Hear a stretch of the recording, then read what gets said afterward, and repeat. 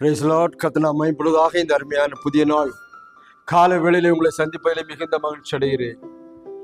தினம் ஒரு லோகோஸ் வார்த்தையின் மூலமாக நாம் ஒவ்வொரு நாளும் ஒவ்வொரு புதிய வார்த்தைகளை நாம் கேட்டுக்கொண்டிருக்கிறோம்.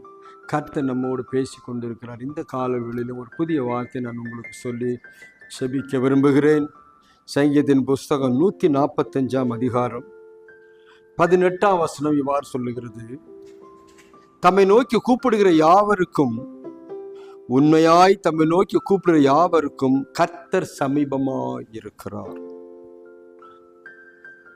கர்த்தர் சமீபமாய் இருக்கிறார் என்று சொல்லப்பட்டிருக்கிறது. தாவீதின் சங்கீதம். தம்மை நோக்கி கூப்பிடுகிற யாவருக்கும், ஒன்று முதல்ல. ரெண்டாவது, உண்மையாய் கூப்பிடுகிற யாவருக்கும். கர்த்தரை நோக்கி கூப்பிடுகிற யாவருக்கும், உண்மையாய் கூப்பிடுகிற யாவருக்கும் கர்த்தர் சமீபமாய் இருக்கிறார் என்று சொல்லி தன்னுடைய அனுபவத்தை அவர் சொல்லி கொண்டிருக்கிறார். அருமையான இந்த கால வேளையில நம்ம எல்லாரும் ஏதோ ஒன்றை கூப்பிட்டு கொண்டே இருக்கிறோம், எதிர்பார்த்து கொண்டே இருக்கிறோம், ஆண்டவர்கிட்ட கேட்டுட்டே இருக்கிறோம். பாருங்க, எல்லாருமே வேண்டுதல் வைக்கிறாங்க.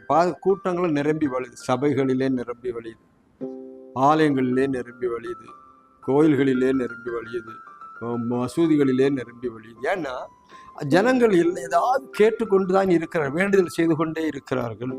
சோதரம். எந்த வேண்டுதலுக்கு அவர் செவி கொடுக்கிறார் என்று சொல்லி நீங்க பார்த்தீங்கன்னா, தம்மை கூப்பிடுற உண்மையாய் தம்மை நோக்கி கூப்பிடுகிற யாவருக்கும் அவர் அருகில் இருக்கிறார், சமீபமாய் இருக்கிறார். நாம கூப்பிடுகிற சத்தம் அவருக்கு கேட்குது. தூரமா இருந்தா கேட்காது, பக்கத்துல இருக்குன்னு. பக்கத்துல இருக்கிறவங்க என்ன, உண்மையாய் கூப்பிடுகிறவர்கள். சில சமயம் நீங்க பார்த்துருப்பீங்க, இந்த குழந்தைகள்லாம் அழுகிறத நான் பார்த்துருக்கேன். ரொம்ப ஓன்னு கத்த அழும், அரை மணி நேரமா அழுதுட்டு இருக்கும். ஆனால் ஒரு சொட்டு கண்ணீர் வராது, ஒரு சொட்டு கண்ணீர் வரவே வராது. ஆனா சில குழந்தைங்கள் அவருடைய உண்மைன்னு சொல்லுக்கு முன்னா அப்படியே பலபல தண்ணீரா ஊற்றும். இப்படி ரெண்டு விதமானதை பார்க்குறேன். ஆனால் கண்ணீர் வருகிறதான ஒரு அழுகை தான் உண்மையான அழுகை. நல்லா புரிஞ்சுக்கணும், கண்ணீர் வருவார். அப்போ உண்மையாய் அழுகும்போது கண்ணீர் வரும், பொய்யாய் அழும்போது கண்ணீர் வராது. ஆனா அதுவும் அழுகுதான், ஆனா வராது. இது நம்ம கண்கூடாய் பார்த்துருக்கோம். இன்றைக்கு உண்மையாய் கர்த்தரை கூப்பிடும்போது, உள்ள உடையும் போது என்ன வரும் தெரியுமா? கண்ணீர் தன்னால. ஒரு சொட்டு கண்ணீர் வந்தா கூட கர்த்தர் சமீபமாய் இருப்பார், அவர் வந்துடுவார். நம்மளுடைய பிள்ளைகள் அழுது கொண்டு இருக்கிறதை நாம் காண மாட்டோம். ஒரு பிள்ளை ஏங்கி அழுது கழுதியா அழுதுனா யாரும் பார்த்துட்டு இருக்க மாட்டோம். அழட்டும், நல்லா அழட்டும் அப்படின்னு சொல்ல மாட்டோம். எந்த தாய் தகப்பனா இருந்தாலும் உடனே வருவார்கள். ஐயோ, என் பிள்ளை அழுகிறதே, என் பிள்ளை கூப்பிடுகிறதே, சத்தத்தை கேட்டு வருவார்கள். அதுதாங்க சொல்லப்பட்டது. உண்மையாய் கூப்பிடும் பொழுது, உண்மையாய் தேடும் பொழுது நாம் கண்டுபிடிப்போம். உண்மையாய் அவரை நோக்கி கூப்பிடுற அவருக்கு அவர் சமீபமாய் இருக்கிறார், உடனே வருவார். ஒரு அற்புதம் நடக்கும். இந்த அருமையான இந்த காரியத்தை தாவீது கண்டுபிடித்தார். அதனால தான் அவர் சொல்றான், இந்த நாட்களிலும் நாம் ஆண்டவரை கண்டுபிடிக்கணும்னு நினைக்கிறீங்களா, செவி கொடுக்கணும்னு நினைக்கிறீங்களா, ஆண்டவர் நமக்கு பதில் கொடுக்கணும்னு நினைச்சா உண்மையாய் நோக்கி கூப்பிடுவோம். இந்த உண்மை எதுல வரும் தெரியுமா?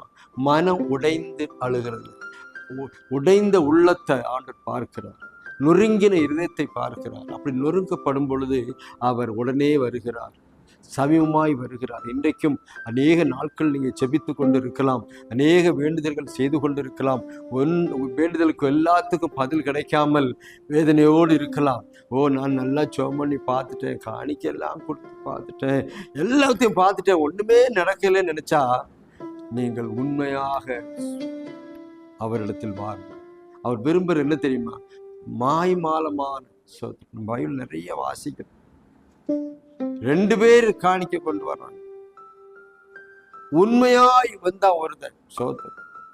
உண்மைன்னா அங்க இரத்த சம்பந்தப்பட்டிருக்கணும். அவன் அது பந்தான் ஆபேல்.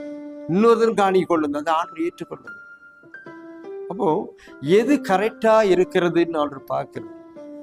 உள்ளத்தை ஆராய்ந்து பாருங்க. ஏதாவது கொடுக்கணுமே, கர்த்தருக்கு ஏதாவது செய்யணுமே, ஜெபம் பண்ணணுமே, டைம் இல்லைன்னா ஏதாவது பண்ணுவாங்களே, திட்டுவாங்களே, சர்ச்சைக்கு போகலன்னா பாஸ்டர் திட்டுவாரேன்னு சொல்லி சர்ச்சைக்கு வர்றது. வீட்டில் இந்த காரியம் பண்ணல, ஜெபிக்கல, பைபிள் வாசிக்கலன்னா அப்பா அம்மா திட்டுவாங்களேன்னு பண்றது. அப்படி பண்றதெல்லாம் ஒரு உண்மையான தன்மை கிடையாது. உண்மையான தன்மை என்பது உள்ளத்திலிருந்து வருது. சோதரம் அதை ஆண்டவர் பார்க்கிறார். நம் உண்மையோடு இருக்கிறோமா? மனுஷன் தான் முகத்தை பார்ப்பான், கர்த்தர் இருதயத்தை பார்ப்பான்.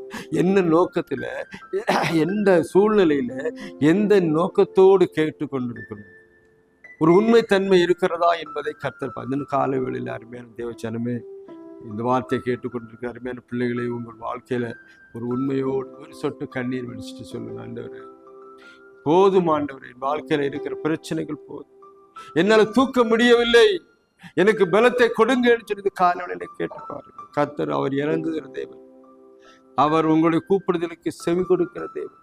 உண்மையா இவர் நோக்கி கூப்பிடுதலுக்கு யாவருக்கும் கர்த்தர் சமீபமாய் இருந்து கூப்பிடும் சத்தத்தை கேட்டு, கதவை திறக்கிற, தட்டுகிறவனுக்கு திறக்கப்படும், கேட்கிறவர்களுக்கு கொடுக்கப்படும், தேடுகிற மக்கள் கண்டறிவாள் சொல்லி வசனம் சொல்லப்பட்டிருக்கிறதே, அது எப்படி நிறைவேறுகிறது என்று பார்த்தார்.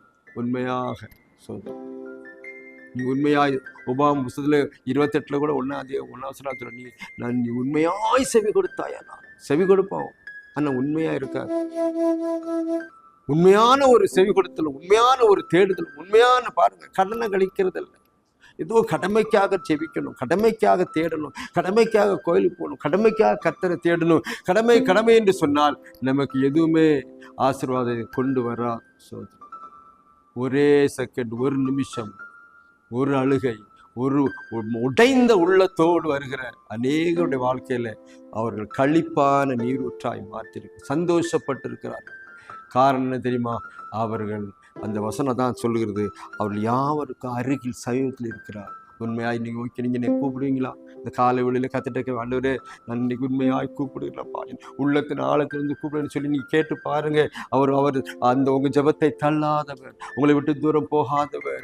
அவர் மனுக்குலத்திற்காக தான், அவர் நமக்காக தான் இந்த உலகத்தில் இறங்கி வந்தார், நமக்காக தான் ஜீவனை கொடுத்தார், நமக்காக தான் எல்லாம் செய்தார். இன்னைக்கு உங்களுக்காக யாவை செய்து முடிக்க வல்லவராய் இருக்கிறார். அவரை நோக்கி கூப்பிடுங்க, உண்மையாய் கூப்பிடுங்க. நான் உங்களுக்கு ஆட்சேபிக்கிறேன். பரலோகத்தின் பிதாவே, நல்ல ஆண்டவரே, உண்மை நோக்கி உண்மையாய் கூப்பிடுங்க, சயமாயிருந்து அற்புதத்தை செய்கிற ஆண்டவர் என்பதை நாங்கள் அறிந்திருக்கிறோம். வசனம் அவ்வாறு சொல்லுகிறது. தாவீதுடைய வாழ்க்கையில் அதை அறிந்து கொண்டதுனாலே இன்றைக்கு எழுதி கொடுத்திருக்க ஆண்டவரே, உங்களுடைய வசனங்கள் மாறாதா இருக்கிறது. இந்த கால வேளையில இந்த வசனத்தை படிக்கிற, உண்மையாய் தேடுகிற, இந்த கால வேளையில உம்முடைய முகத்தை பார்க்கிற, உண்மையாய் நோக்கி பார்க்க வேண்டும் நினைக்கிற ஒவ்வொருவருக்கும் அற்புதம் செய்ய. அவர்கள் பல வருஷமாக ஜெபித்துக் கொண்டிருக்கிற காரியங்கள் பதில் கிடைக்கவில்லையே என்று நோக்கி கொண்டிருக்கிற நேரத்தில் உங்களுடைய வல்லமை இந்த நாட்களில் கிரியை செய்யட்டும். உண்மையாய் நோக்கி கூப்பிடுகிற பிள்ளைகளாய் எங்களை மாற்றி கொடுக்கும்படி ஜெபிக்கிறேன். இருதயங்களை பார்க்கிறவர் இந்த நாட்களில் எல்லாருடைய இதயத்திலும் உண்மையாய் தேடலாய் கர்த்தர் மாற்றி ஆசீர்வாதம் பெரிய காரியங்களை செய்யும். இந்த காலை வழிக்கு நடக்க வேண்டிய எல்லா ஆசீர்வாதம் நிரப்பும், நடக்க வேண்டிய வழிகளை ஆசீர்வதித்துக் கொள்ளும். குறை நிறைவாக்கி நாமத்தை மகிமைப்படுத்தும். இயேசுவின் நாமத்தில் ஜெபிக்கிறோம் நல்ல பிள்ளை. ஆமென். கர்த்தர் ஆசீர்வதிப்பாராக. சிலர் வசனத்தின்படி உண்மையாய் செவி கொடுக்கும்படியாய் கர்த்தர் உங்களை ஆசீர்வதிக்கட்டும். உண்மையாய் செவி கொடுங்கள், கூப்பிடுகிறவர்களுக்கு உடனே வந்து அற்புதம் செய்வார். வாழ்க்கையில தொடர்ந்து அந்த நோய் தேவனுக்கு உண்மை பாருங்கள். கர்த்தர் உங்களை ஆசீர்வதிப்பார். இன்னொரு சந்திக்க கர்த்தர் எல்லாரையும் ஆசீர்வதிப்பாராக. ஆமென்.